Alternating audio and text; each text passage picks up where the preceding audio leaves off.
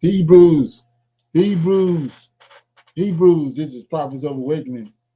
This is our reading through the Tanak night, 23rd October, 2024. Okay. The title inside the class is kind of picking up off what we said last night. It's the Old Testament compared to the New. Okay. You can go to our YouTube channel, Prophets of Awakening. Check out our videos. We have well over 1,000 videos that you can listen to and examine the content, and then come to your own conclusions. Okay. Our hours of operation that we're live on Prophets of Awakening is Tuesday nights and Wednesday nights, 7 to 9 Central Time. Right. Then we have on the Shabbat we have two Shabbats. One in the morning. Morning Shabbat is from 10 to 12 a.m. And then we come back that evening and we close out the Shabbat for about an hour. It's 6 to 7 p.m. Okay, Central Time. So if you want to join any of those lives, is on. You're welcome. Okay.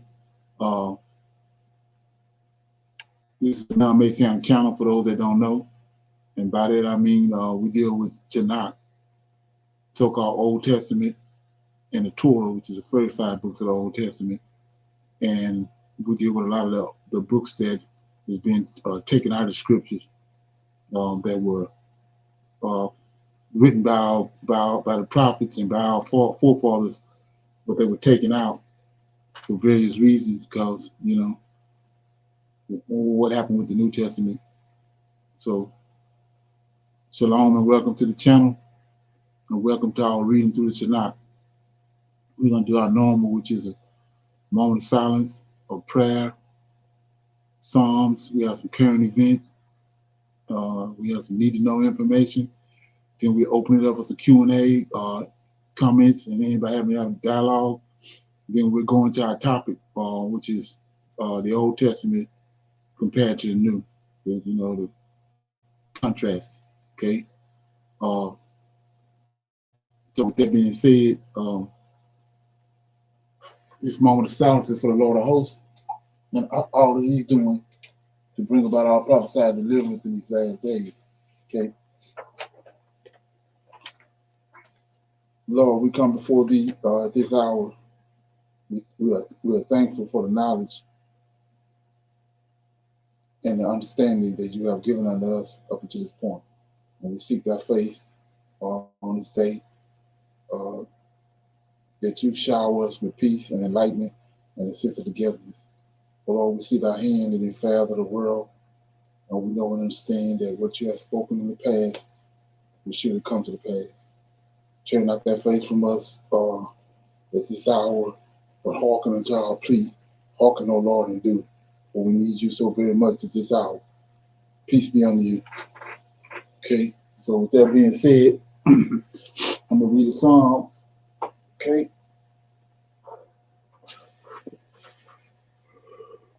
Okay.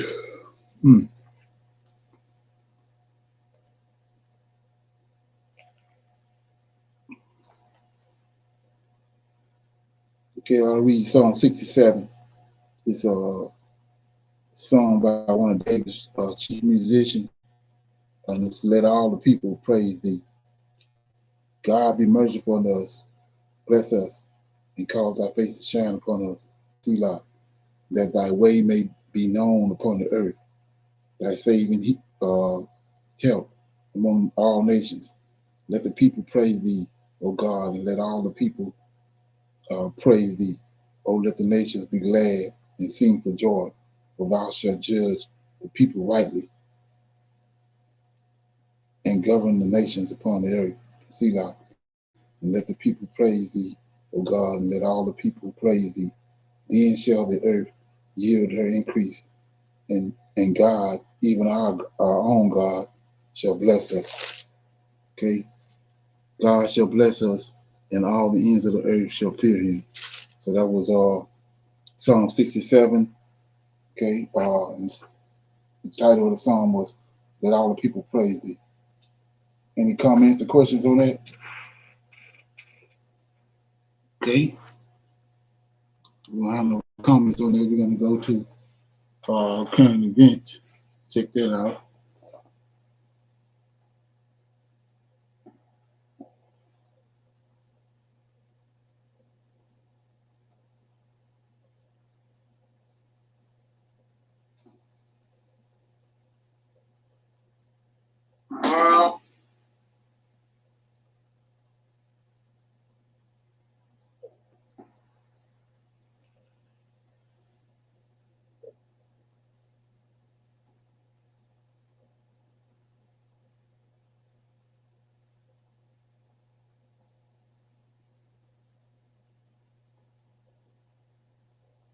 Give me a minute.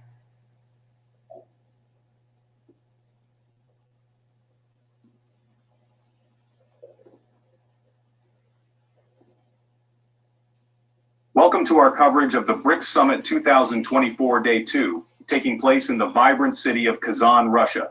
This summit brings together leaders from Brazil, Russia, India, China, South Africa, Iran, UAE, Egypt, and Ethiopia, as well as many non-member leaders, to discuss key issues facing emerging economies and explore ways to enhance cooperation among member nations. With a focus on sustainable development, economic collaboration, and addressing global challenges, the summit serves as a crucial platform for shaping the future of the BRICS alliance. In this video, we highlight the main events and key statements made by BRICS leaders up until the time of this publication. Stay tuned as we summarize the latest developments and insights from this important gathering. Please note that due to the ongoing event and limited editing time, all footage in the video is random. Our primary focus has been on the content. We will begin with the statement from the Russian president, followed by the Chinese president, the Indian prime minister, the representative from Brazil, the South African president, the Egyptian president, and finally, the Iranian president and the prime minister of Ethiopia. Russian President Vladimir Putin stated on Wednesday that it would be a mistake for BRICS to overlook the significant interest shown by countries from the global south and east in joining the group. It is clear that we should not ignore the remarkable interest these countries have in strengthening ties with BRICS. More than 30 nations have already expressed their desire to engage with the association in various ways. However, it is also important to maintain balance and ensure that BRICS's effectiveness is not compromised, Putin remarked during a closed session of the BRICS summit.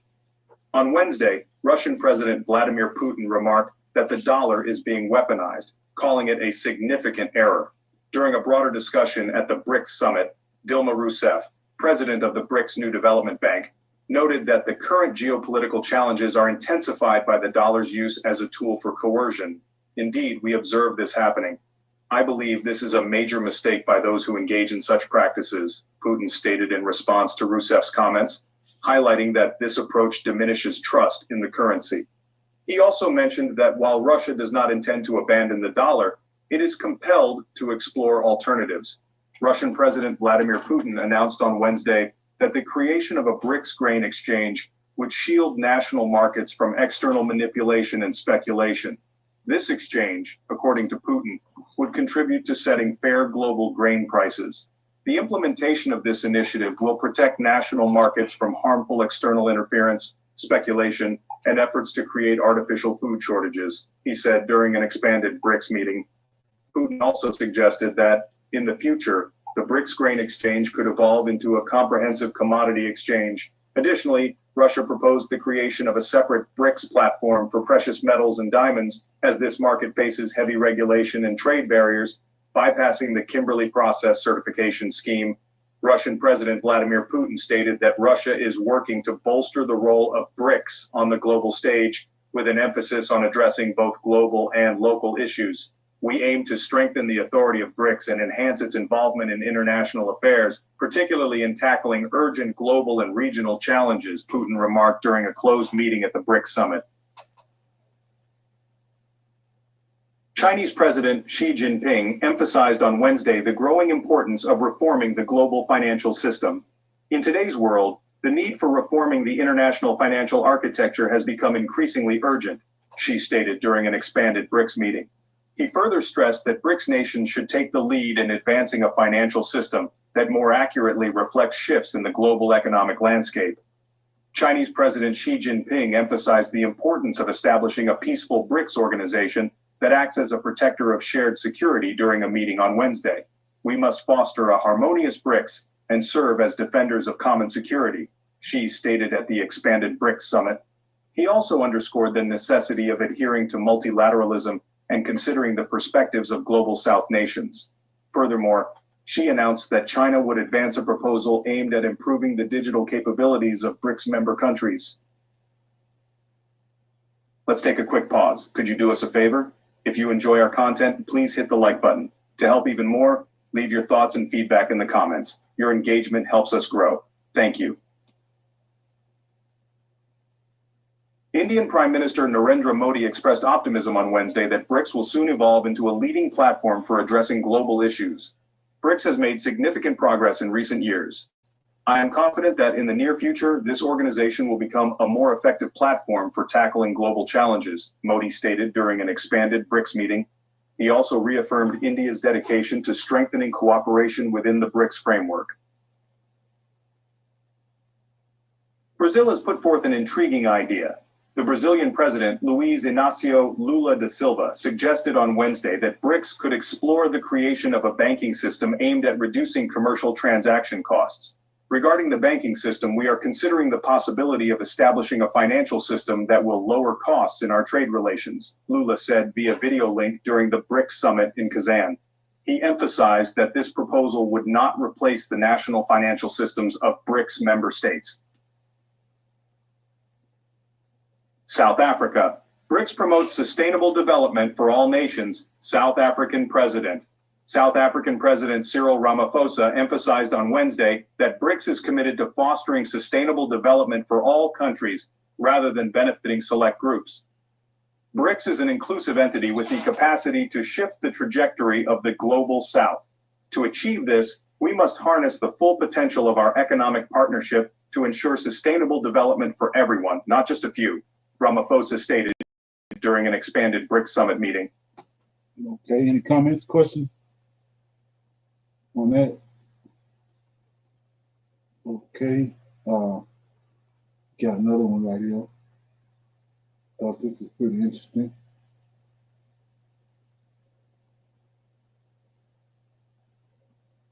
Benjamin Netanyahu took to the podium at the UN General Assembly last month, something incredible happened. The majority of countries from around the world immediately stood up and walked out in a silent protest against the Israeli leader. You've probably never seen that clip before, but it speaks volumes to the reality. So this right here was an example. One of the reasons I'm playing it is, like I said before, scriptures is talking about that it's a harlot. It's a whore in the land of Israel. In the last days, the nation's going to hate the whore. Not Israel, not Israelites, but they're going to hate the whore. It's going to come about through his doing that it's going to come to a head where all the nations are going to hate the whore. And just that in itself, it don't jive with the New Testament. But anyway, we're going to keep going. Of the situation, Israel is now almost completely ostracized by the international community as Netanyahu clings to a fundamentalist ideology that has turned Israel into the most violent nation in the world. Nearly 42,000 Palestinians have been murdered in the past 365 days. That's 1 out of 55 people in Gaza, with 69% of the victims being women and children. Israel's reported objectives of eliminating Hamas and freeing the hostages are no closer to being achieved, and new reports indicate that Israel's economy is paying a high price for its widening war. Israel rejects the two-state solution because it claims that a sovereign state of Palestine would profoundly endanger Israel's national security. But what if I told you the lack of a two-state solution is actually the biggest threat to the future of Israel? Israel's illegal occupation of Palestinian lands, its continuing apartheid rule over millions of Palestinians, and its extreme violence to defend that rule all put Israel's survival in jeopardy. Israel consistently preaches to the world that Palestinians and the Arab world cannot live alongside it and only wish to destroy it. But this statement is completely false, and you simply just need to listen to the words of Jordan's prime minister, who addressed the United Nations to combat this false narrative. The Israeli prime minister came here today and said that Israel is surrounded by those who want to destroy it, an enemy. We're here, members of a Muslim Arab committee mandated by 57 Arab and Muslim countries. And I can tell you here, very unequivocally, all of us are willing to, right now, guarantee the security of Israel in the context of Israel ending the occupation and allowing for the emergence of a Palestinian state. He is creating that danger because he simply does not want the two-state solution. And if he does not want the two-state solution, can you ask the Israeli officials, what is their end game? What a powerful testimony. But more importantly, what a powerful question that absolutely needs to be answered. What is Israel's end game here? In the past 365 days, Israel has dropped 75,000 tons of explosives on Gaza, the equivalent of 5 nuclear bombs like the one the U.S. dropped on Ukraine. See, he asked the question, what was their end game? I've been screaming it forever and a day. They want to rule the world from Jerusalem for 1,000 years. It's tied up, it's in Mars and Dogma by Albert Pike. Hiroshima. Approximately 87% of Gaza's schools have been damaged or destroyed, with 11,500 students killed by Israeli forces. Gaza's entire medical industry has collapsed, with 34 hospitals completely out of operation. And this total collapse of infrastructure has led to widespread disease and left 95% of the population without access to clean water. It's hard to claim that Palestine poses an existential threat to Israel's existence, or that this is even considered a war, when Israel has the ability to unleash such overwhelming and unrestricted destruction. This imbalance of power is made even more extreme by the fact that Israel enjoys the full backing of the world's most powerful military in the United States. Once again, Jordan's prime minister asked the question that no Israeli official can answer. Can you ask Israelis what's their narrative other than I'm going to continue to go to war, I'm going to kill this and kill that and destroy this and this that? The amount of damage that Israeli government has done, 30 years of efforts to convince people that peace is possible, this Israeli government killed it. The amount of dehumanization, hatred, bitterness will take generations to navigate through. So ultimately, the question is, we want peace, and we've laid out a plan for peace. Ask any Israeli official, what is their plan for peace? You'll get nothing, because they're only thinking of the first step, we're going to go destroy Gaza, inflame the West Bank, destroy Lebanon, and after that, they have no plan. Minister now completely ostracized by the international community, and its economy is in disarray. Israel's credit rating is already plummeting, and Israel is likely to lose its investment-grade credit rating very soon, with dire long-term economic consequences. In the end, Israel faces a critical crossroad. On one path, accepting the two-state solution would not only give Palestinians the sovereignty and dignity they deserve, but also secure a lasting peace that benefits both nations. This step would allow for the reconstruction of trust and pave the way for regional stability. The alternative is a dangerous path of continued occupation and escalating violence, which will only deepen the cycle of hatred and resistance, ensuring that this conflict never ends. With Mount. Okay, anybody have any comments on that? Questions? Shalom. Okay. So Israel is it's Jacob. And Jacob, new name is Israel. Being that Gaza just on the map looks like a piece of land. It's not even big at all. But yet they want to take that, and then he just said about Lebanon, they want to take Lebanon too. Far as Jerusalem and the West Bank, do they have that also? Or would they want to take over that? It doesn't show that on the map that Jerusalem is part of Israel or the West Bank or Gaza or Lebanon, but yet Israel wants to take over that whole area. Would they be able to take over Jerusalem? That's part of their thing too. It's a problem. They want to, but it's that Arab mass there. The number 2 mass in the Arab world is on top of the mountain. The reason why they can't do nothing there, they have to move that mountain in order to try to build a temple. That's what one of the holdups is. But that whole land, when you look at the map, yes, sir, was part of the King David and Solomon's reign. They reigned over all that area. It's been all discombobulated because of all the things that's happened. And then Palestinians are having to do with what's going down now. Those are Philistines. They're descendants of Philistines. You know, they coming in, well, you know, the evidence and the information that people dealing with now, they coming in after Israel ran out of the land and all that. They dealing with Johnny come lately stuff. Because the Palestinians don't have nothing to do with Israel going back in the land. Israel getting its land back. Okay. So with that being said, anybody else got anything on that? Okay. Got some need to know information right here. Okay, y'all think this is pretty interesting right here? Check it out. Good people, it's your man James Mack.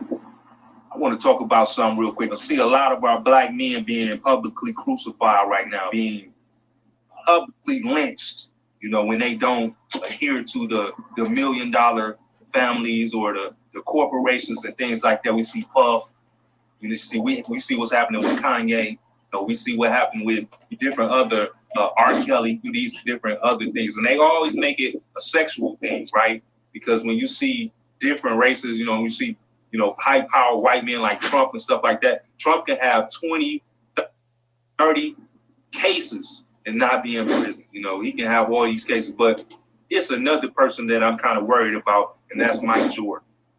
We see Mike Jordan getting ready to sue the Prince family, you know, from NASCAR, right? Or what he says, you know, competitive practices and these type of things, basically discrimination, you know, and basically a monopoly of the race car business, right? This is a business that he recently, you know, got him a car and everything. But as we know, with all the other big entertainers and big athletes, things like when you go after these big billion-dollar families, white families, or you know, corporations, they destroy these guys, right? Even the biggest, you know, it don't matter who you is, $1 billion. Puff had $1 billion, they destroying it, they're destroying him. Kanye had $1 billion, they destroyed him. The list goes on. You know, when you go against these big families and you're a black man, they will publicly crucify you, publicly lynch you, right? So now we got Jordan. Is Jordan bigger? Is Jordan better, braver than these other guys? Is Jordan able to sue the Franks family millions and millions of dollars and get away with it and potentially break the NASCAR? Or will they dig up the dirt on MJ and find out, you know, what he really had going on years ago and start to bring people out the woodwork that potentially could have sexually did something? He could have sexually did something, because that's the angle always. It's always some type of sexual rape or assault or something like that, because here's the thing, that don't necessarily have to be proved. All somebody have to do is make an allegation like that and you out of here, right? All they have to say is he did that to me or to them, and it's a wrap, right? Because other things, they have to prove it. You know, somebody say he stole $100, you know, out of my pocket. They have to prove that. When you say somebody touched me in a certain type of way or something like that, they don't have to prove that for you to get charged with that and be in a situation, right? And once you get charged with that, then you can't continue with your law suits and things of that nature, you know? And then, you know, you get cut out. Mike got a lot going on. You know, he sold Hornets. You know, he bought it for $200 million and sold it for $2 billion. He got his liquor thing going on. He's right, one of probably only the most successful people that have a liquor out right now, you know, his tequila and things like that. So my question is, why would he want to open up this can of worms? Because we see once a black man get to a certain level of power and feel like he can take on these groups, these type of people, the France family, they involved with, you know, McDonald's and Burger King and Geico and all these big companies pay them, sponsor them to put their logos on the cars and arenas, Daytona, Charlotte, North Carolina, all these different places, Talladega. So will we see another one of our leaders, another one of our billion-dollar individuals go down because he tried to fight for something that was right? Because a lot of people was complaining about, Bubba Wallace, these different people complaining about racism. Bubba Wallace said he seen a noose, near his locker room and things like that. How he on Jordan's team, you know what I mean? Is this another one to go down? Because this is a white man's world. This is a white man's America. Let's be honest. You can't beat them at their own game, right?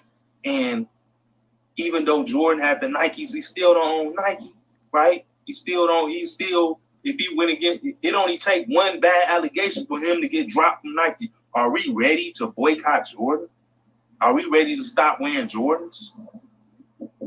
Are we ready to say Jordan is a bad person? I personally know his family.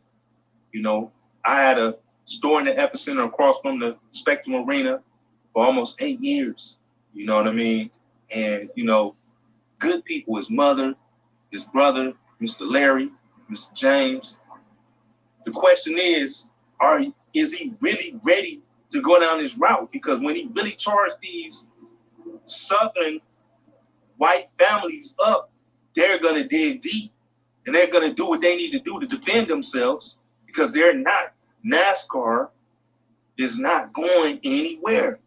Right? Okay. Any comments on that? Anybody heard anything about that? Shalom, everyone. I was reading a little bit up on that. Not really understanding again why we feel as though we can get involved with things that has nothing to do with us, right? So you look at NASCAR racing, again, is out of Talladega, Alabama, one of the racist places there can be. Okay. Right? And like the brother said, we get to a certain point to where we think that we can do these type of things. And then they have to come back and almost like teach us a lesson. You only get so far because we allow you to get so far, right? Exactly. So we got to look at Michael Jordan, like I say, with Nike. And when you research Nike, that's a goddess that's tied to the Greek, right? Mythology, right? So when you read up on Nike, and a lot of these things we don't know, and I even see some Hebrew Israelite brothers that bling out the Nikes, got Judah on the side and all that. That don't have anything to do with us. When you do your research on Nike, they need to stop doing things like that without doing the research, right? So I'm going to read a little bit up on that. Okay. Is the goddess who personifies victory in any field, including art, music, war, and athletics, right? She is often portrayed in art as winged victory. So how do they have Michael Jordan looking on t-shirts, shoes, and all that in reference to Nike? Flying, right, in the motion of flight. Okay. However, she can also appear without wings as wingless victory. These are the things that Michael Jordan already knows, the people in Hollywood knows. We just don't know. And we run out and we buy these things. We put money in their pockets. Like the guy said, he don't own Nike. Look at how much he has done for Nike. Look at how many shoes he has, but he don't own Nike. So we got to stop thinking that we have arrived and we get this big head where we think we can trump them. No, we cannot. There's a place for us and we don't know that place. And like I said, we seem to just do too much when we feel as though we have millions and billions of dollars in our pocket. They still run us. Like I said, they are the employer, we are the employee. That does not change. So I think we're gonna hear some more about this, Brother Leonard. So that's something I'm gonna be keeping an eye on, because again, they're only going to let him get so far before a lot of other things start coming out about Michael Jordan that we didn't know. Exactly. And you think it's a coincidence that it's coming up now with the election? Right. So if you want to start a civil war, Michael Jordan can be that person that it's about. Okay? Yeah, that kind of pull. So, yeah. Anybody else got anything on that? Okay, so we'll go to some we'll go to our Q&A. Anybody have any questions or comments about anything they research they had, or what was talked about last night, or what was talked about on the Shabbat, or on the women's line on Sunday? Anybody got anything they want to bring up? They want to chop it up? Okay. We go to this video right here, and then the dialogue, and then we'll go into our class. Conflicts that continue to rage in the world are of great concern to us. The continuing Back to what we were just talking about. This is a South African president at the BRICS conference, and the things that he's talking about. You know what I'm saying? This is where we at, and the reason why you're seeing so much pushback by the Anglo-Saxon Europeans. Esau. in conflict in Gaza, the Middle East, resulting in the death of so many Palestinians, is a matter of great concern. We must continue to insist that there should be a ceasefire with immediate effect, and that there should also be recognition for the self-determination of the Palestinians. Your Excellency, President Vladimir Putin, Your Excellencies, fellow BRICS leaders, honorable ministers, excellencies, and ladies and gentlemen, allow me to start by thanking President Putin and the people of Russia for hosting this, the 16th BRICS Summit, in this beautiful city of Kazan.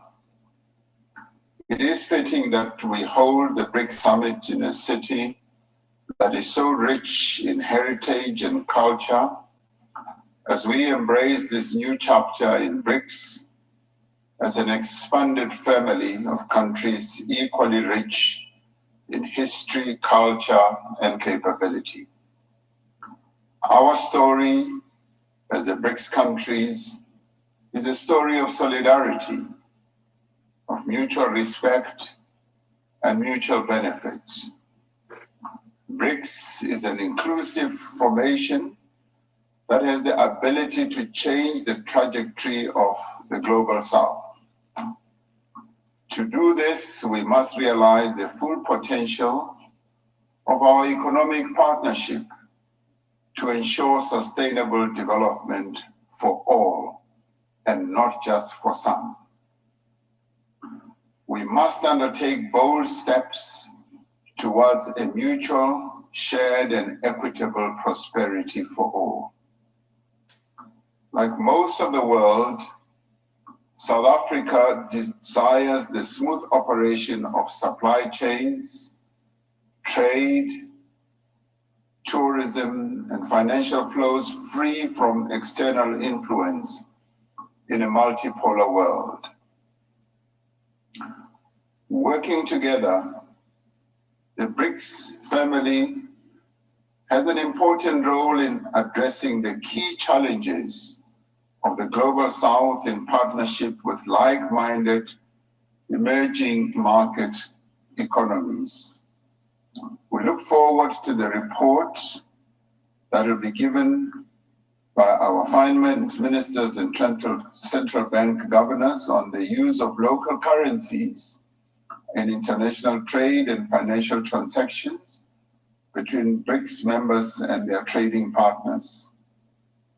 A few days ago, the BRICS business entities gathered in Moscow under the stewardship of the BRICS Business Council to explore tangible trade opportunities between our countries. For South Africa, these endeavors, which are focused on practical results, are critical in addressing our country's central national priority of inclusive economic growth. For us, inclusive growth means, amongst other things, prioritizing women-led businesses. In this regard, we acknowledge the diligent work of the BRICS Women's Business Alliance to unlock economic value between the BRICS countries for the development, growth, and sustainability of women-owned businesses. As we seek sustainable development solutions, we must acknowledge the challenges posed by climate change. We must acknowledge the devastating impact on lives and livelihoods of our current climate trajectory, cooperation and technology exchange. We have called for the recalibration of trade rules to enable industrialization. The WTO must be reformed. We must enhance beneficiation of mineral endowments of BRICS countries closest to the source where these minerals are produced. This is important for development and for the advancement of our decarbonization goals. The unique role that is played by the new development bank as a multinational development bank is pivotal to the development aspirations of our group and emerging markets and developing economies at large. Okay, I think it'll do you some good to watch that video. It's BRICS, South Africa bold anti-West warning. So this a black man shaking his finger at the West. That was unheard of just 5 years ago. So the channel is We Love Africa. If you want to check that out. Anybody got any comments on that? Questions? Okay. So with that being said, we're going to our lesson, which is the Old Testament compared to the New. And the reason why I came back with this was it was a bit much. A lot of the stuff that I was bringing out last night, I didn't want to do an overload, so I just came back with the rest of it tonight under this title right here, the Old Testament compared to the New. So, anybody got any questions before we start on that? We want to know about last night. Anything stick out that made any sense to anybody? Shalom, Brother Leonard. I would like to clear up something that I said earlier on a comment because, a lot of things that I be thinking, other people know and they may not know. So I just want to clarify something. When I said blinging out the shoes, right? There are some people that are selling Nikes, right? And on the side of the Nikes, they may have the logo of the lion there, and then Judah on the Nike shoe, right? So we call that blinging out, right? You take Okay. a shoe and you turn it into something else, right? And I'm saying we don't understand. That is very creative, yes, but you're not understanding what Nike is tied to. So when I saw that, I'm thinking like the tribe of Judah has nothing to do with Nike because I know about Nike, the goddess, right? And they have even a video game out with Nike, the goddess. So it just makes no sense to me. We're still following uh, suit with everybody else and not understanding what a lot of these things are tied to. like I said, you got flight that's on the Nike t-shirts, on the Nike shoes, all of that tied to Nike, the goddess. So when you understand that, you have to know Michael Jordan knows these things. And a lot of these things that we are worshiping comes out of California, comes out of Hollywood, right? Okay. So we got to be careful about what we're doing and just do more research instead of trying to make a dollar. So I just wanted to come back and clear that up, because sometimes I speak and I'm thinking everybody else knows what I know or have watched what I've watched and seen what I've seen, but that's not true. So I just wanted to clarify that when I said clean out the shoes. Okay. Yes, sir. All right. Shalom. Okay. Anybody else got anything on that? Okay. So I had mentioned Daniel chapter 8 last night. I want to go back to that because I want to expound on that. I was in Daniel chapter 8, and like I was saying before, the end times and a lot of the stuff they have in Revelations and what they even told us about what's coming, I had mentioned already that it already happened. And I went to Daniel chapter 8. I'm going to read that again because I got some more stuff I want to expound on that. You go to Daniel, right?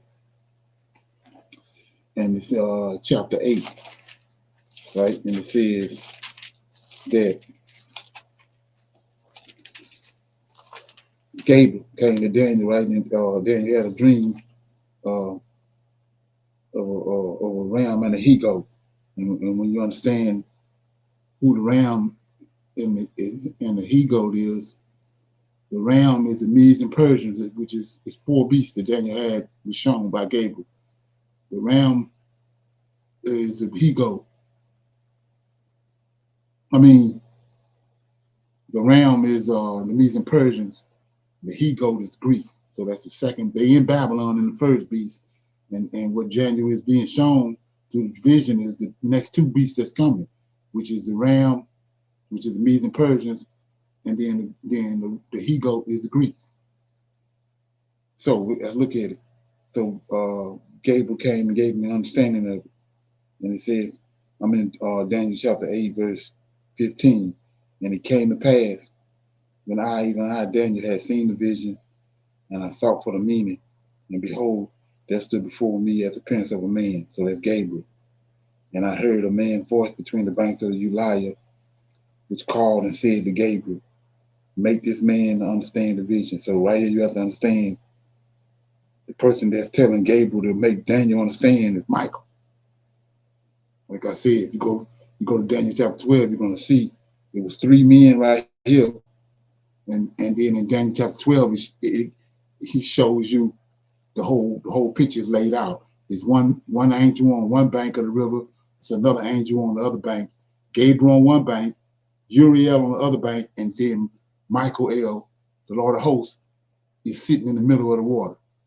And so when you're reading this right here, understand that Michael is in the middle of the water, standing on the water. He calls to Gabriel on the bank, and he tells him in this verse right here, Daniel chapter 8, verse 16, he tell him, and Daniel said, I heard a man's voice between the banks of the Uriah. So if it's between the banks, he in the middle of the water. If he heard a voice between the banks, between both banks, then this man, which is Michael, is on the water, standing on the water, just like he was doing in Genesis chapter 1 and 2 with Yahweh, moving on the water. But anyway, verse 17 says, so he came near where I was. Gabriel came near where I was after he got the commandment. He came near where I stood. And when he came, I was afraid, and I fell upon my face. But he said unto me, understand, son of man, for the time of the end shall be the vision. And this is where the drama come in at. So, like I showed you, these angels are here to tell him about Israel coming to an end. Not the end times, not the end of the world and the events that's going to transpire at the end times. He's talking about the end of Israel as a nation. And so we're going to see that when I keep reading. It says, I'll read 17 again. So Gabriel, he came near where I was stood, and when he came, where I stood, and when he came, I was afraid, and I fell upon my face. But he said unto me, understand, son of man, for the time of the end shall be the vision. It's the end of the world, right? I mean, the end of Israel, not the end of the world. 18. Now, as he was speaking with me, I was in a deep sleep on my face toward the ground, but he touched me and set me upright. And then here we go, 19. And he said, behold, I will make thee know what shall be in the last end of indignation. Here we got to keep this, keep this in your head right here. To know that it shall be in the last end of indignation, for at the time appointed, the end shall be. So, what is this last end of indignation? The Creator, the Lord of hosts. He's been dealing with them from the beginning. When he got them out of Egypt, brought them back, they've been constantly going against him, rebelling against him. So he at the point now, his indignation is at the end with Israel, not the world, not the rest of the nations, but his indignation with Israel is at the end. Then we know that this can't be the end of the world because they in the first beast. They in Babylon, so you got 3 more beasts. So it can't be the end of this prophecy. Can't be the end of the world. It's the end of Israel as a nation. So anyway, so verse 20 says, the ram, see that? It's the second beast. The ram which thou sawest having 2 horns are the kings of the Medes and Persians. It's right here in the book. See that? So he's telling them the Medes and Persians is going to come. That's who the ram is you saw. 21, the rough goat is the king of Grecia. And the great horn that is between his eyes is the first king. That's Alexander the Great. That's your timeline. Then 22, now, that being broken, where 4 stood up for it, 4 kingdoms. See that? 4 kingdoms shall stand up out of that nation, but not in their own power. So we know when Alexander died, he talked about the Greek kingdom, the third beast. When Alexander died, the Greek kingdom was divided by Alexander 4 generals. So the nation was divided up into 4 kingdoms, right? And so you got to go back and go in history and read all that, because it's a bunch of wars. They call them the dialectic wars that went on. None of that's in the scriptures. Like I was saying, all this history was taken out. We end in Malachi, the last book of the Old Testament, in the second beast. Then when we come back in Matthew, we're in the 4th beast. None of this stuff is, all we reading right here is prophecy. Not that it came to pass. We read prophecy. This is what they hooked us at. So, verse 23 says, in the latter times of their kingdom, see that? That's the 4 kings. The Greek kingdom divided up into 4 kings. So he says, in the latter times of their kingdom, when the transgressors are come to a full, a king of fierce countenance and understanding dark sentences shall stand up. So this king that's going to stand up is at the end of the 3rd beast. At the end of the Greek kingdom, this king goes, not the 4 beasts. This king of fierce countenance is going to stand up at the end of the 4 beasts. 3rd beast, right? Then it says 24, and his power, this king, his power shall be mighty, but not by his own power. He shall destroy wonderfully. He shall prosper, practice, and he shall destroy the mighty and the holy people. So who the holy people? So at the end of the 3rd beast, when this king stands up, he gonna what's that? You was asking who's the holy people. I said Israelites. Right. So who the mighty people? The 3rd beast? No. Mighty. When you say mighty, who? Genesis chapter 6. Giants. giants. So where they at? Egypt, land of Egypt. So when Antiochus came, we're gonna read in a minute. I'll go make sure I read that. But he says that he came, subdued Israel, then he got in his mind to go and subdue Egypt. So that's the mighty people. Okay. So he went to, so this right here. And like I said, you can't get around this. This at the end, he's telling you, it's at the end of the third beast. The fourth beast ain't came yet. So he says 25. And through his policies also, he shall cause craft to prosper in his hand, and he shall magnify himself in his heart, and by peace. See that? Mm-hmm. So notice all this. They got all this over in Revelations. Mm-hmm. That the Antichrist is gonna come, and he's gonna do this, and then the Antichrist is a beast. But we know the beast is a kingdom. There's 4 beasts. They're kingdoms. They're not men. So right. The man ain't no beast. The beast is a kingdom. So it says 25, and through his policies, through this Antiochus, because that's who he is. We're gonna, So he said, and through his policies also, he shall cause craft to prosper in his hand, and he shall magnify himself in his heart, and by peace he shall destroy many, and he shall also stand up against the prince of princes, but he shall be broken without hand. So, and like I said, that was all broken down last night. The prince of princes, Gabriel is, Michael is the prince of princes. He's the when the Most High formed these 7 angels in the book of Enoch. He was the first one formed. They all these angels in heaven are prince. So he the prince of prince. Like I was telling the other brother a couple of years ago, we was in a dialogue. Yahweh ain't no prince. So this can't be him. Yahweh ain't no prince. So we know right here that it's an angel. Because we see that David is a prince. Solomon at one time was a prince. All these men on the earth are prince, but they're not greater than the angels. So it's an angel that's the prince of princes. Mm-hmm. You see that? Mm-hmm. Trying to get it. Mm-hmm. Right. So when you understand who over Israel, who it is that went to Egypt and got the Israelites, and he inherited them because the Lord of hosts gave him over. He sent them to Egypt. He got them, and they became his inheritance. So he's the strong one. That's what El means on the end of these angels' name. El means a strong one, a mighty one. So this is the strong one. Michael, the strong one over Israel. So if you come to Israel sideways, this who's gonna get your mind right. Michael.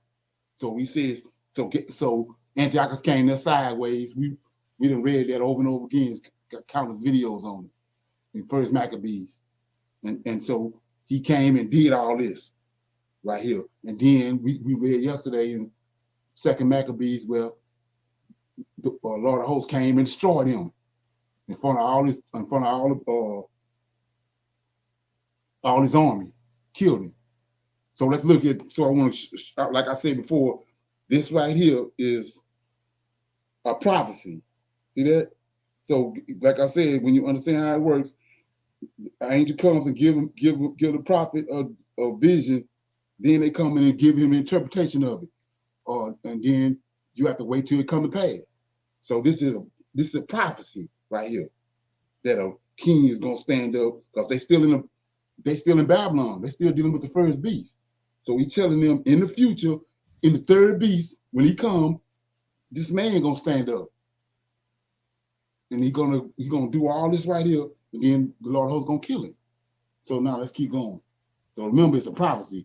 And when you understand, thinking like a Hebrew, you have to find out where it happened at. And if it ain't in here, somebody trying to hoodwink you. So anyway, so you go to let me get it. Right. So one more thing. One of the reasons why I went here was that thus said the Lord, right? The angel comes and gives the prophet or the man of God a vision, or he come and give him a message or a prophecy, and he tell him, and then the prophet goes and tells the people, Israel or whoever it's for, thus saith the Lord, right?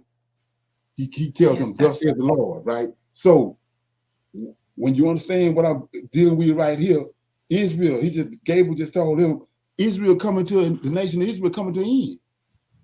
So if the nation of Israel come to an end, ain't no more visions, ain't no more dealing with the angels, ain't no more visions. So that's why you don't see thus say the Lord no more in the New Testament. When you come to the New Testament, you don't see thus say the Lord, because them ain't Israelites.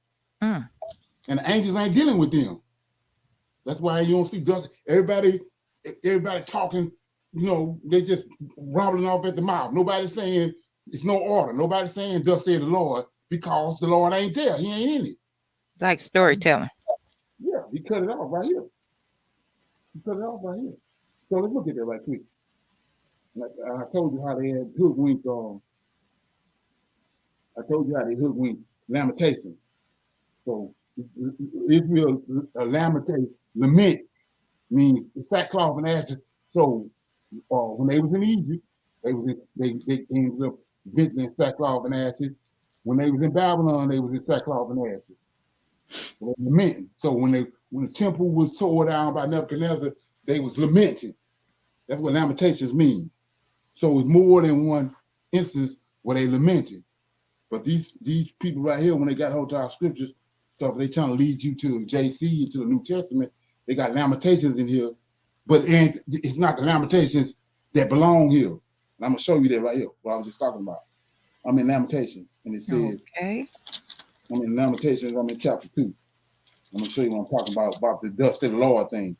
So it says in Lamentations chapter 2, verse 8, like what I said, thus said the Lord have prospered, as opposed to destroy the wall of the daughters of Zion, and he has stretched. This is Lamentations 2, verse 8. The Lord have proposed to destroy the wall of the daughters of Zion, and he has stretched out his line, and he have not withdrawn his hand, nor from destroying. Therefore he made a ramp and a wall to lament. Right? See that they language together. Right? Now here we go. Her gates are sunk into the ground. Right? They want you to think that this is during the time of when they left and when Nebuchadnezzar came. And he tore down Jerusalem, but I'm gonna show you it's not. 9. Her gates are sunk into the ground. He, the Lord of hosts, have destroyed and broken her bars. Her king and her princes are among the Gentiles. See that? Not the Chaldeans. See that? Gentiles. The Greeks. Mm-hmm. Then it says, the law is no more. They had the law. When they went to Babylon, they had the law, right? They did not have a law when they went to Babylon? They did. Okay. Right here it says the law is no more. Then he go to the thing I'm talking about the no dust say the Lord. Prophets also find no vision from the Lord. Daniel got visions all over the place in Babylon. Right. And Ezekiel. So this is when they left, when Antiochus came. But they, like I said, they don't want you to know nothing about what happened after the Antiochus came, because they got him over there in the Revelations. But so anyway, it says the law is no more. Her prophets also find no vision from the Lord, and then the elders of the daughters of Zion sit upon the ground, keep silent, and they have cast up dust upon their heads, and they have girded themselves with sackcloth, and the virgins of Jerusalem hang down their heads to the ground. So we see right here, they ain't getting no vision. The prophets don't have it's dark. They ain't getting ain't no angels, they ain't dealing with no angels. So their giveaway is when you go to the New Testament, the Lord ain't there. So we just read in Daniel 8, he said his indignation came to a fool.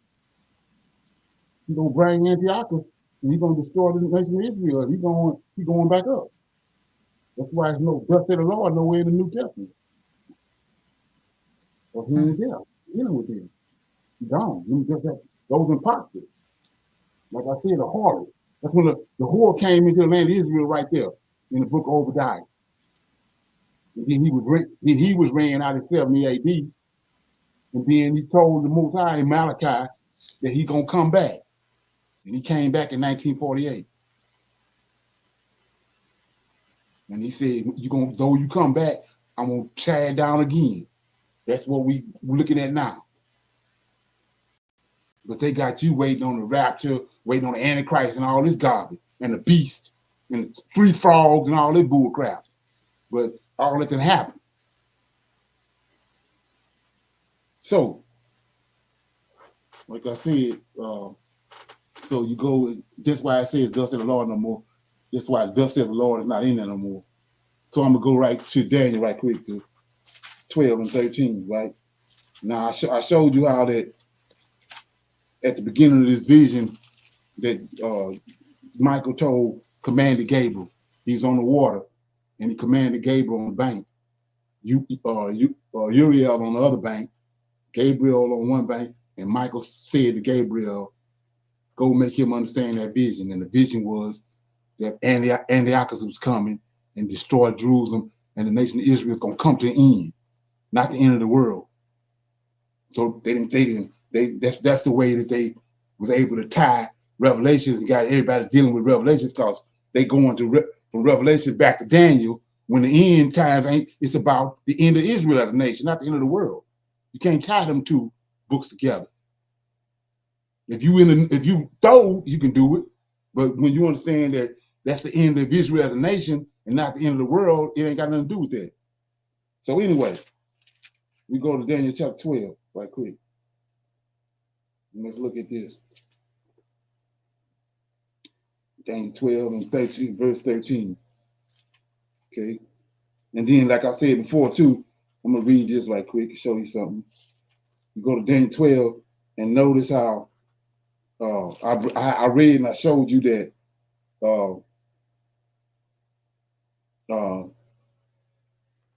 that was a prophecy in Daniel chapter 8. It ain't came to pass yet.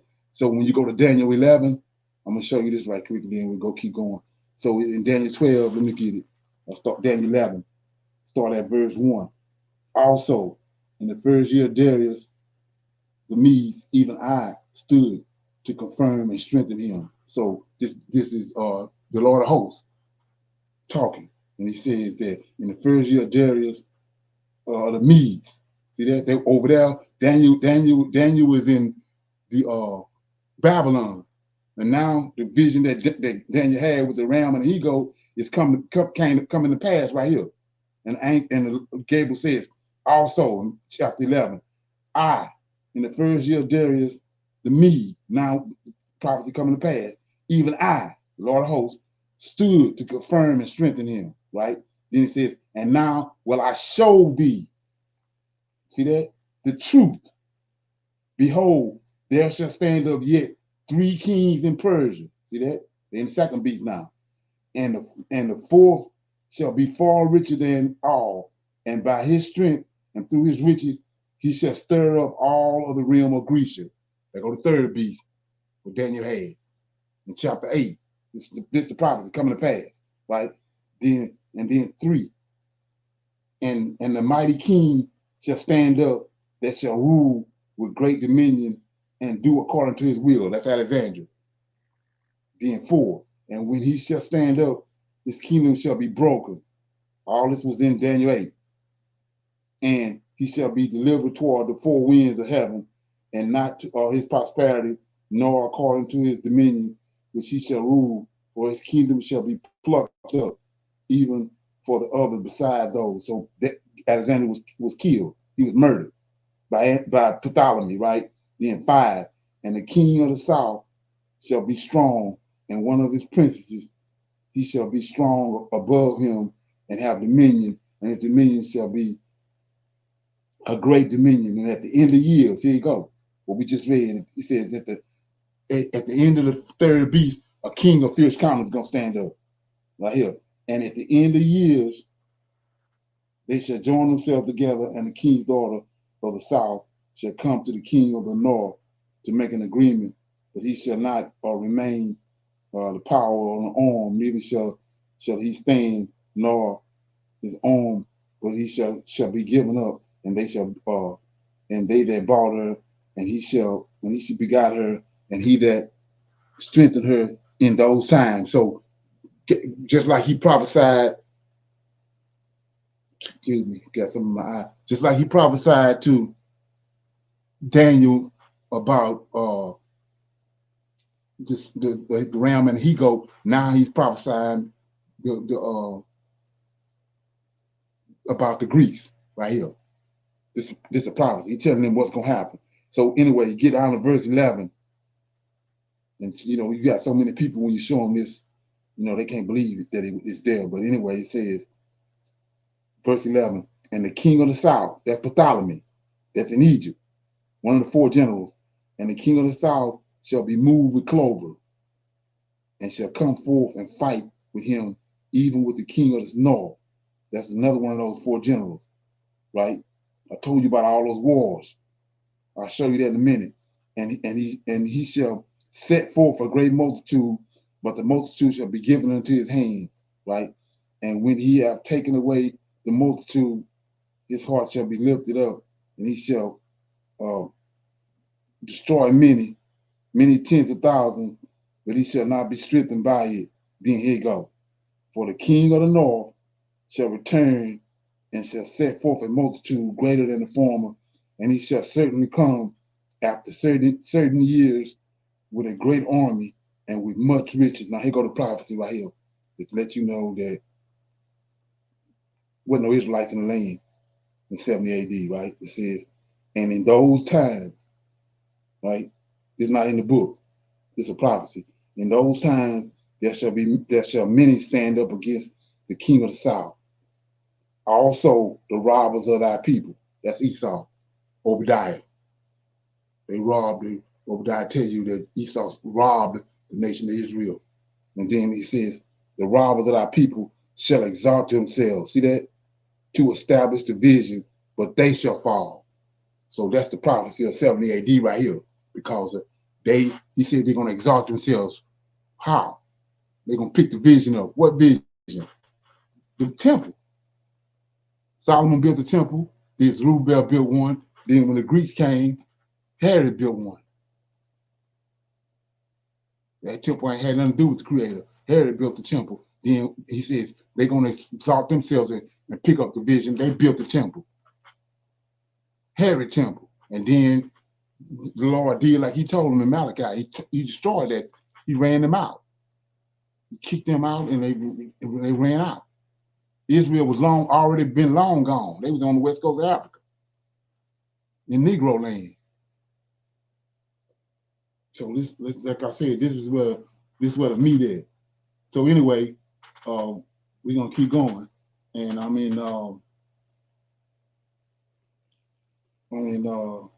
yeah, I was going to Daniel 12.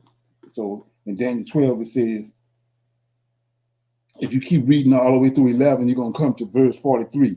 I don't read that, but he shall have power over. You go to Antiochus right here. This prophecy, it ain't happened yet. It says he shall Daniel 11 and 42. He shall stretch forth his hand also upon the countries and the land of Egypt. We read that in first Maccabees. In the land of Egypt shall not escape, but he shall have power over the treasures of gold and over silver and over the precious things of Egypt. See that? That's the mighty that he said. He's gonna destroy the mighty and the holy people. So over the things of Egypt and the Libyans and the Ethiopians shall be at his step. Now here you go. This is what I just read last night when it says he's gonna be broken without hand. The princes of princes gonna break him without hand. Here you go right here. But tidings out of the east and out of the north shall trouble him. Therefore he shall go forth with a great fury to destroy. We read that yesterday. And to utterly make a way in. Then 45, and he shall plant his tabernacle of his palace between the seas in the glorious holy land and on the holy mountain of Israel. He built this sanctuary for himself before he died. Then it says, and he shall plant the tabernacle of his palace between the seas of the glorious Holy Land. Here you go, right here. Yet he shall come to his end, and none shall help him. That's when the prince, same thing that Daniel 8 said. Prince of Princes is going to destroy him. So everything you read up until that point, right there in Daniel 11, ain't got nothing to do with no revelations. Because right here, Antiochus got killed. So everything before that, before you get to 45, is already happened. Anyway, so you go to chapter 12. Now, this is where the hook come in at. So they end with Antiochus being killed, right? That Gabriel prophesied to him. Now they jump to the end times right here. And at that time shall Michael stand up, the great prince which standing for the children of thy people, and there shall be a time of trouble which had never was since there was a nation, even at that same time. And at that time, our people shall be delivered. Everyone that shall be found written in the book. So that's the end time. Now they jump to the end, right? You say, what you talking about? Verse 2. Many of them that sleep in the dust of the earth. See that? That's Ezekiel 37. Now they jump to the end time. So it says, and many of them that sleep in the dust of the earth shall awake. Some to everlasting life, some to shame and everlasting contempt. And they that be wise shall shine as the brightness of the firmament, and they that turn many to righteousness as the stars forever and ever. But thou, Daniel, here you go. But thou, Daniel, shut up the words, seal the book. This is another reason why you don't see thus said the Lord. See that? Seal the book, even to the time of the end of the world. Many shall run to and fro, and knowledge shall be increased. Then I, Daniel, look, here we go, I was telling you earlier. He gives you an understanding of Daniel chapter 8. He says, then I, Daniel, looked, and behold, there stood the other two, one on this side of the bank of the river, and the other on that side of the bank of the river. That's the picture right here that's over in Daniel 8. When Daniel when Gabriel came with Daniel. This is the picture right here. This is the setting. 6. And one said to the man, clothed in linen, which is upon the waters of the river, how long? Check it out. How long shall the end be? See that? How long the end of Israel as a nation. See that? How long shall the end be of these wonders? Now 7. And I heard the man clothed in linen, which was upon the waters of the river, when he held up his right hand and his left hand under heaven, and swore by him that liveth forever, that it shall be for a time and a half. See that? And when he shall have accomplished to go back to Daniel 8, that the time, half time, and when he shall have accomplished to scatter the power of the holy people. See that? We just read that. And look at this, all these things shall be finished. See that? So are we scattered? We are, yes, sir. So all these things are finished. How you going to Revelation? See that? I see. And then verse 8, and I heard, see now, this is where the drama come in at. So Daniel says, I heard everything you said, but I don't understand. Then said I, oh my Lord, what shall be the end of these things? And he said, check it out, here you go. And he said, go thy way, Daniel, for the words are closed up and sealed to the time of the end. Many shall be purified. This is when the Antichrist came. Remember the boys, they killed the 9 boys? You remember that story? The 9 boys the Antiochus was trying to make them sacrifice hogs. Yes. Right. Many shall be purified and made white and tried. Mm-hmm. But the wicked, now watch this here. This is how you know that he's talking about the end of Israel as a nation. But the wicked shall do wickedly, and none of the wicked shall understand, but the wise shall understand. So he said, the wicked gonna keep on doing wicked. So they tie the end of the world. See that? Anyway, then 11. And from the time, look at this, from the time that the daily sacrifice shall be taken away, and the abomination that maketh desolate set up, there shall be 1,290 days. So my question to you is the abomination desolation happen? Mm-hmm. It already happened, Yes, right? sir. So, Yes, so it has happened. you can flip and dip and try to make that 1,200 in 90 days make it work. It can't work because the that's over with. You see that? I see. He says, verse 11, and from the time that the daily sacrifice shall be taken away, the abomination that maketh death is set up, there shall be 1,290 days. You can't try to make a day or a day 20 years or all that. You try to make that work. It's over. The abomination of death is over with. We already went to the west coast of Africa and we got him on ships and we over here. It's over with. It's killed Antichrist. Come on. So anyway, then he says, blessed is he that waiteth and cometh to the 1,000. See that? Blessed is he who waiteth and cometh to the 1,330 days.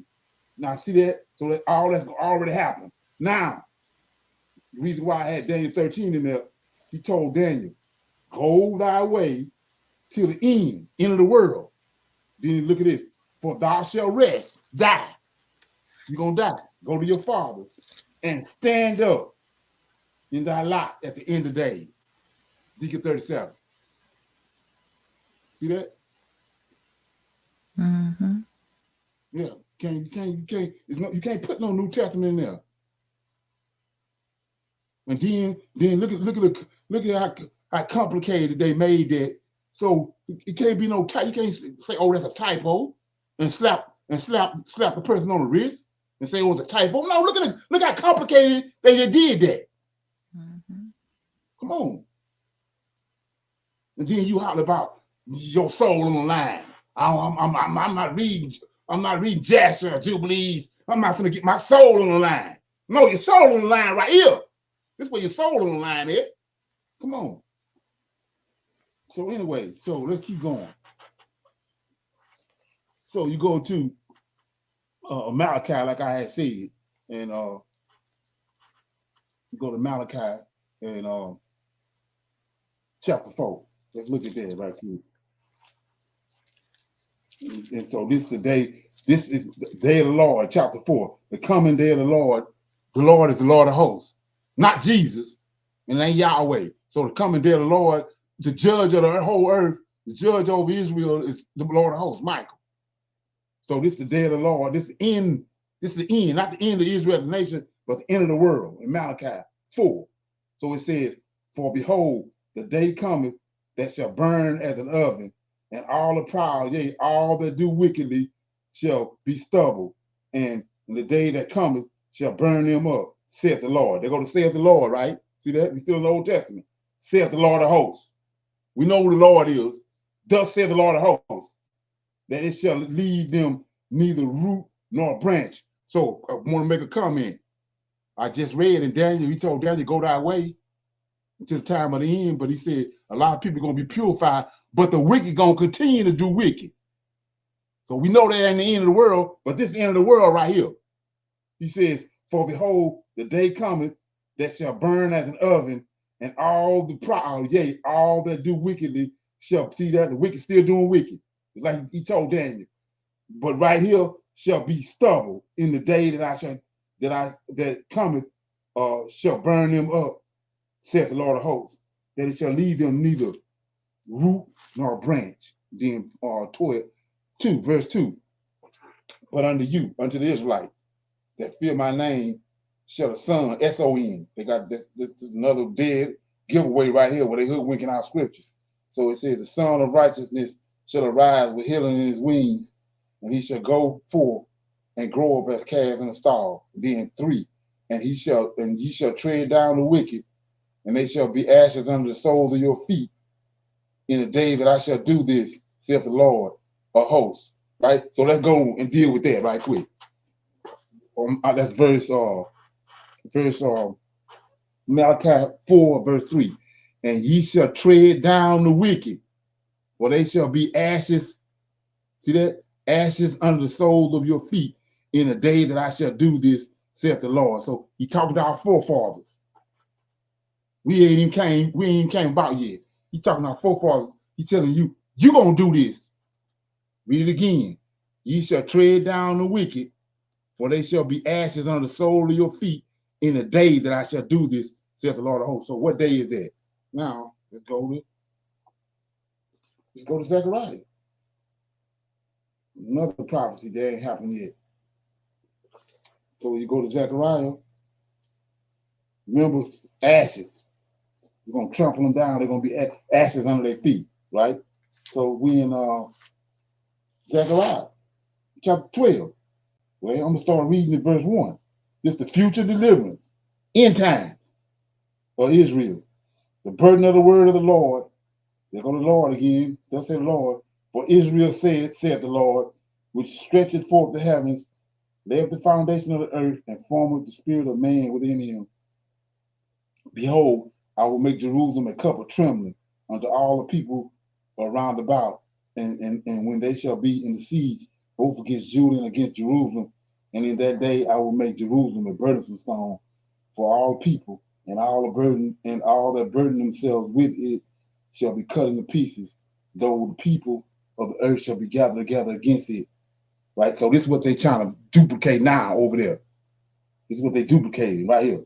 So for 4, in that day, says the Lord, I will smite every horse with astonishment, and their riders shall with madness, and I will open my eyes into the house of Judah, and I will smite every horse with the people with blindness, and the governors, the kings, all the kings, in 1st and 2nd Chronicles, and 1st and 2nd Kings.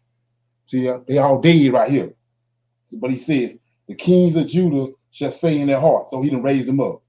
The inhabitants of Jerusalem shall be my strength, in the Lord of hosts, their God. The Lord of hosts, their God. In that day will I make the governors, the kings of Judah, like a heath of fire among the wood, and like a torch of fire in a sheaf. And they shall devour, see that? They shall devour all the people round about, on the right hand and on the left. And Jerusalem shall be inhabited again in her own place, even in Jerusalem. So remember what I just read. He said in Malachi, they're gonna trample them down. They're gonna be ashes on the bottom of their feet.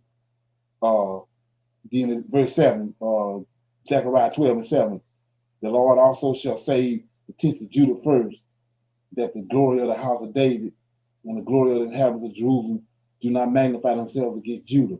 In that day, says the Lord, here you go right here. In that day shall the Lord defend the inhabitants of Jerusalem, and he that is feeble among them at that day shall be as David, right? And the house of David, the kings, shall be as God, right? As the angel of the Lord before them. So what's the angel of the Lord? When he lit on the bush. The 7 angels, what they have the ability to do? Come down to earth. Like fire. They can transform into fire. Didn't Michael transform into fire on the bush? Yes. Yes, sir. So now these are saints that come in the end, as Daniel said in Daniel chapter 2. The saints of the Most High are gonna take the kingdom at the end. The stone that come out of nowhere and crush all 4 beasts is the Israelites, our forefathers. But they resurrected. And so when they get resurrected, they like him. See that? Let's read it. See, and the Lord shall also save the tents of Judah first, the glory of the house of David, and the glory of the inhabitants of Jerusalem do not magnify themselves against Judah. And in that day, this was Ezekiel 37, when he raised them up, in that day shall the Lord defend the inhabitants of Jerusalem, and he that is feeble among them shall be as David, and the house of David, all of David's descendants, the house of David shall be as God. And this right here I'm showing you right here, that God means angel. It's an angel. But they try to trick you off with that word God. See, it says, them that in that day shall be as David, and the house of David shall be as God. Then proper English, as the angel of the Lord. So that God is the angel of the Lord. We know that he's a consuming fire. All 7 of them, they can transform into fire. Mm-hmm. Okay, so you say, what you talking about? How you get there? Okay, let's go to I'll open up with a question in a minute. Let me read this right quick. So you say, how did I come to that? Joel, remember what I said?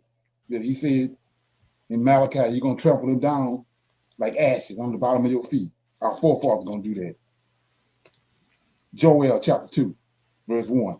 Blow your trumpet in Zion and sound the alarm in my holy mountain, and let all inhabitants of the land tremble. For the day of the Lord cometh. This is the day of the Lord I read about in Malachi. The day of the Lord cometh, for it is nigh at hand, a day of darkness, gloominess, a day of clouds and of thick darkness, as the morning spread upon the mountain, a great people and strong, there has never been the like, neither shall be any more after it, even unto the years of many Jews. That's when he raised our forefathers up, the whole house of Israel. Then he go right here. They describe them. Verse 3, a fire devoured before them. See that? Because they like the angel of the Lord. A fire devoured before them, and behind them a flame burneth, and the land is as the Garden of Eden before them, and behind them a desolate wilderness, yea, and nothing shall escape them. They go to sow the ashes under their feet right there. A fire devoured before them, behind them a flame burneth, and the land is as the Garden of Eden before them, and behind them a desolate wilderness, yea, and nothing shall escape them. Burning up everything. See that? Then it says, and the appearance of them is as the appearance of horses, as the horses so shall they run. Like the noise of chariots on top of mountains shall they leap. Like the noise of flames, there it is. Like the noise of flames of fire that devour the stubble. There you go again. Of the fire that devours the stubble, as a strong people set in battle array. That's the army right there in Ezekiel 37. Before their faces, the people shall be much pain. All faces shall gather blackness. They shall run like mighty men. See that? Because they like the angels now. They shall climb the walls like men of war, and they shall march every one in his ways, and they shall not break their ranks, neither shall one thrust another, and they shall walk every one in his path like an army in marching orders. And when they fall, look at this, you can't kill them because they've been resurrected. It says, and when they fall upon a sword, they shall not be wounded. They shall run to and fro in the city. They shall run upon the walls. They shall climb upon the house, and they shall enter into the windows like a thief. Now, like I say, do I need a gun? Do I need a sword? Do I need anything? No, I don't need nothing because they're going to do it. See that? So anyway, let's keep going. So it says, the earth shall quake. They're going to quake, the shaking in Ezekiel 37. The earth shall quake before them, and the heavens shall tremble. The sun and the moon shall be dark, and the stars shall withdraw their shining. So they took this over here, stuck it over there with JC in Revelations. See that? See that? There it is. All this, like I said, they didn't trick it all around and flipped it off. But the Most High said that he was going to wake us up in the last days, pour his spirit out on us, and then he was going to give us the understanding and start breaking this down.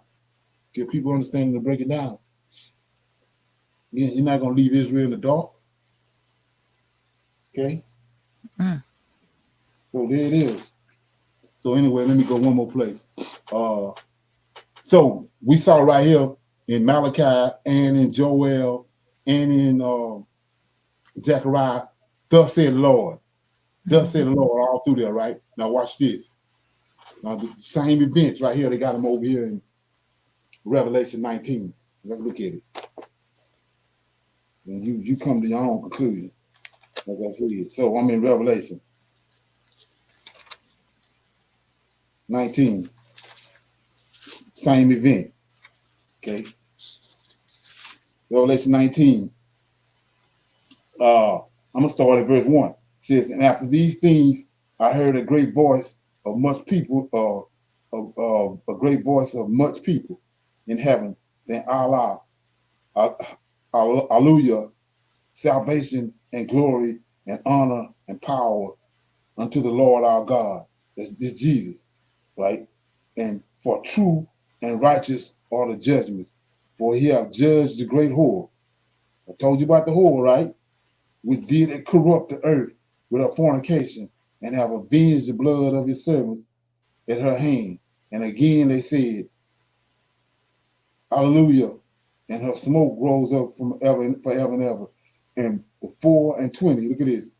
The 24 elders, yeah, and the four beasts fell down and worshiped God that sat on the throne, saying, Amen, Hallelujah. So they want you to think that this is Yahweh. Okay. 5. And a voice came out of the throne, saying, Praise our God, all ye servants, and ye shall fear him, both small and great. Now here you go. This is what they messed up here. Verse 6. And I heard, as it were, the voice of a great multitude, and as the voice of many waters, and as the voice of a mighty thundering, saying, Hallelujah, for the Lord God omnipotent reign. Let us be glad and rejoice and give honor to him, for the marriage of the Lamb is come. See that? See, now they finna freeze frame the Lord of hosts for the honor to come to him, for the marriage of the Lamb is come, and his wife have made herself ready, and to her was granted that she should be arrayed in fine linen, clean and white. Right? Go back to Daniel. It says they're gonna be purified and made white. Our forefathers. For the fine linen is the righteousness of the saints. See that? And he saith unto me, right. See, not thus said the Lord. He saith unto me, right. Blessed are they which are called unto the marriage supper of the Lamb. And he saith unto me, these are the true sayings of God. And I fell on my, check it out. Now, this is the Lord of hosts, right? This is supposed to be the Lord of hosts. Watch this, 10. And he fell on his face to worship him. Mm-hmm. He fell on his feet to worship him, right? Mm-hmm. And he said unto me, it's the Lord of hosts, supposedly. He said unto me, see thou doest it not. I am a fellow servant. See that? And my brother, and I am thy fellow servant and thy brethren that have the testimony of Jesus. See that? Now, Lord of hosts got the testimony of Jesus. And not only that, when Abraham came and met him, what did Abraham do? He bowed. He bowed down. Yeah. So now look at 10. And I fell on my face. So he's doing what Abraham did, supposedly. And I fell at his feet to worship him. And he said unto me, see thou, do it not. I am thy fellow servant. It's the Lord of hosts talking. Of thy brethren, right? Okay, that I have the testimony of Jesus Christ. Worship God. For the testimony of Jesus is the spirit of prophecy. Let that ferment. See that? Now let's keep going. Then and I saw heaven open, and behold a white horse, and he that sat upon it was clothed, was called faithful and true, and in righteousness. Here you go. And in righteousness, he do judge and make war. Jesus is the judge. He the one making war. See that? Here you go. Now he's going to put Michael description on him. His eyes were as a flame of fire, and his head was had many crowns, and he had a name written that no man knew but he himself. And he was clothed with a vesture dipped in blood, and his name is called the Word of God. And the armies, look at this. Who over the armies in heaven? Who over the armies in heaven? The Lord of hosts. Huh? The Lord of hosts. Michael, right? It says Michael and his angels. Michael and his angels fought against Satan and his angels, right? So here you go. And the armies which were in heaven followed him. They followed Jesus. The armies in heaven followed Jesus upon white horses, clothed in fine linen, white and clean. And out of his mouth goeth a sharp sword, that with it he shall smite the nations, and he shall rule them with the rod of iron, and he treadeth the winepress of the fierceness of the wrath of the Almighty God. And he have on his vesture and on his thigh a name written, King of Kings, Lord of Lords. And I saw an angel standing in the sun, and he cried with a loud voice. It's Michael. He over Michael. He said, and he cried with a loud voice, saying to all the fowls. See that I told you that we dealt with this yesterday. He controlling the animals that he created way back, like he did in Egypt. He says, and I saw an angel standing in the sun, and he cried with a loud voice, saying to the fowls that fly in the midst of the heavens, come, gather yourselves together unto the supper of the great God, that ye may eat the flesh of the kings, and the flesh of captains, and the flesh of mighty men, and the flesh of horses, and of them that sat on them, and the flesh of all men, both free and bound, both small and great. And I saw the beast. See, here you go right here, what I was telling you about. The 4 beasts. They systems, not men. The 4 beast systems. And I saw the beast. Look at that. The 4 beasts. And Christ, they say. And I saw the beast and the kings of the earth and their armies gathered together to make war against him that sat on the horse and against his army. See that? We're going to go back and deal with that in a minute. So they said it's JC army and against his army. And he was and the beast was taken. And check it out. And with him, the false prophet that wrought miracles before him. So let's look at that. So we know what a beast is, right? We in the 4 beasts, right? Who else the prophet? Yeah. In the 4 beasts, who the prophet? Who the prophet in the 4 beasts that everybody worshiping? Come on. Can anybody answer that? Oh, JC. JC said, I saw the beast and the kings of the earth and their armies gathered together to make war against him, and that sat on the horse and against his armies. And the beast was taken, and with him the false prophet that wrought miracles. Before that wrought miracles before him, with which he deceived them that received the mark of the beast. So the beast is a system, not no man. And them that worshiped his image, at JC all day long. Okay, then these both were cast alive into the lake of fire, burning with brimstone, and the remnant was slain with the sword of him that sat upon the horse, which sword proceeded out of his mouth, and all the fowls were filled with their flesh. See that? They did a real good number on us. But I want to show you something. So he says he came out of heaven with his armies, right? Let's go to Ezekiel 37 right quick. Then we'll close out. Okay, I'm in Ezekiel 37.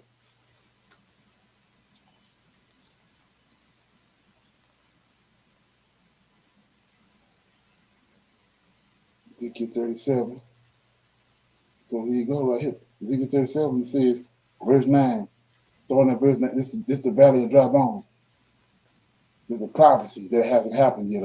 Okay. Verse 9 says, then said he, this is the Lord of hosts, unto me, prophesy unto the wind, prophesy, son of man, and say unto the wind, thus saith the Lord God. See that?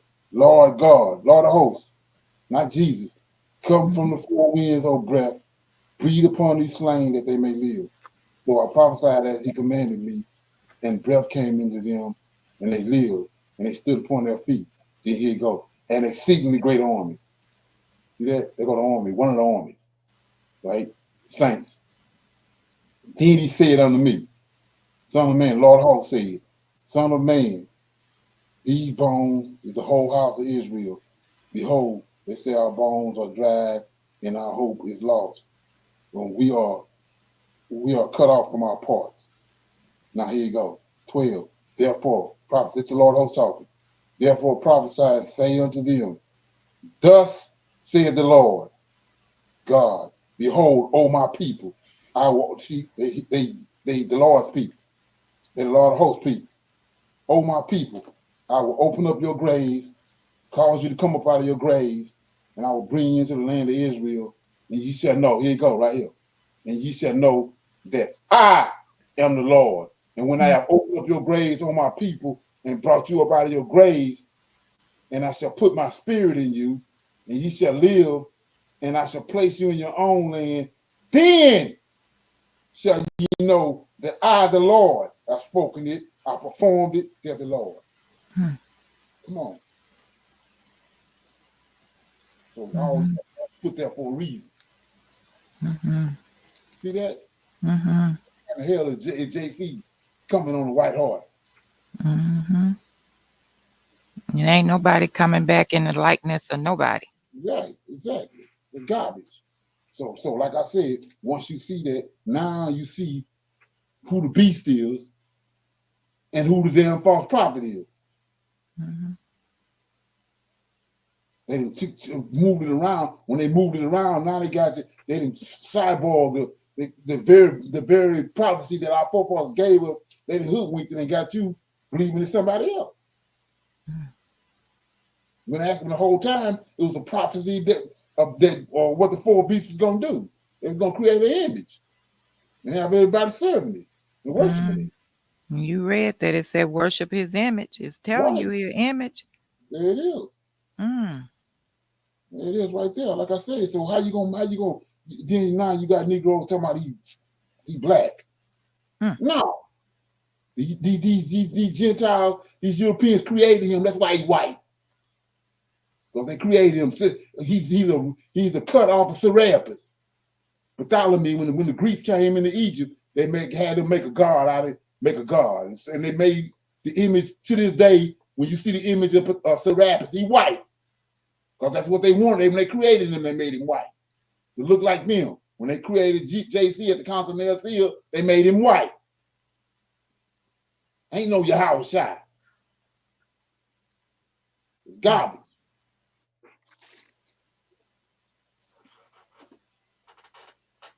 Okay. Anybody got any questions or comments before we go?